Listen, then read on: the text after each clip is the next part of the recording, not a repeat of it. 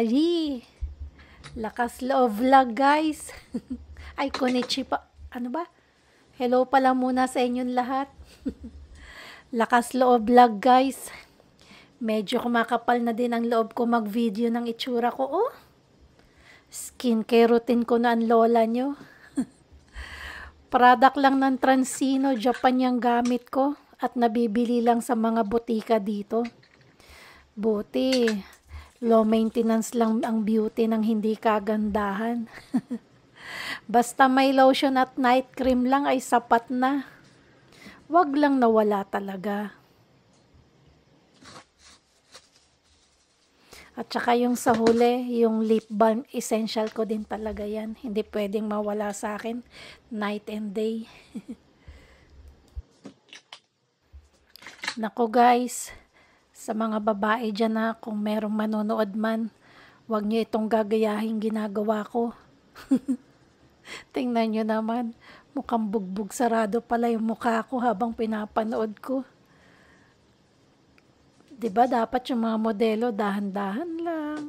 Masyado silang mabait magpahid. Ako parang, ayan, ano ba yan?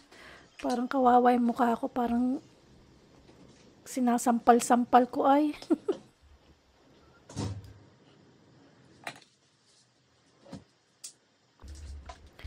Next naman, nilalagyan ko ng oil yung buhok ko bago i-blower. Nakasanayan ko lang para hindi buhaghag masyado.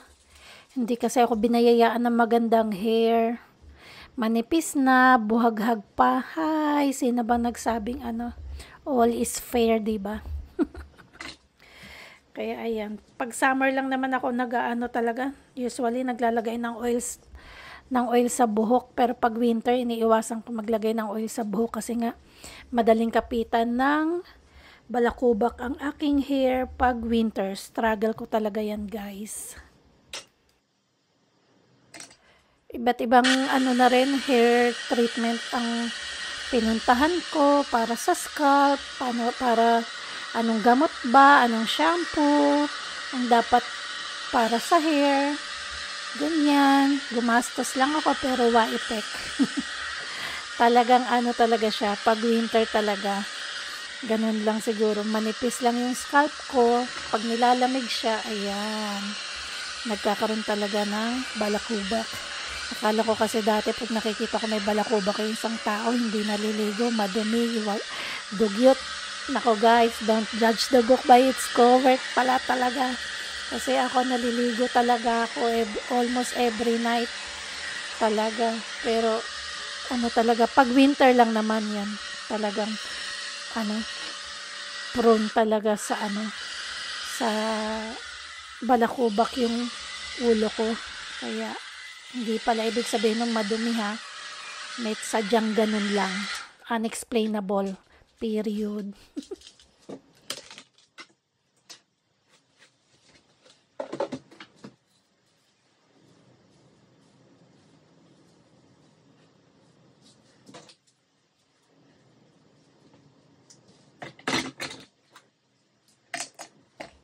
At saka syempre, ayan, ang most essential talaga, day and night deodorant. At saka etong ano, paglilinis ng tenga, automatic talaga yan. Tapos, ito naman yung lotion na favorite ko. Yung product ng Curel. Kasi ano siya guys ba, hindi masyadong malapot at hindi din malabnaw. Ipahid sa katawan. Sakto lang, na-absorb agad ng balat ko kaya hindi greasy ang pakiramdam ko after magpahid. Yung product din na yan gamit ko sa paliligo like body soap, shampoo at conditioner. Kaya mabait siya sa ano, sa balat.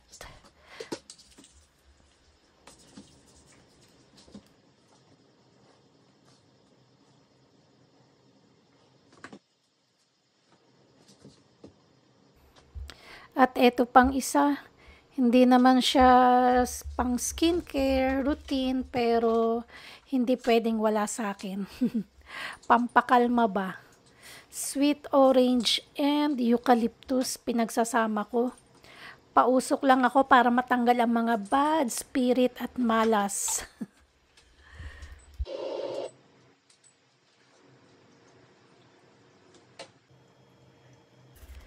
Tapos, as usual, Netflix muna. Ayan. Gusto ko nga din sana pumunta sa Apple TV. Panoorin ko sana yung yung The Little Mermaid. Kaya lang parang hindi ko type kasi yung bida. Comment below nga guys kung sakali mang may manonood tapos narinig nyo tong sinasabi ko.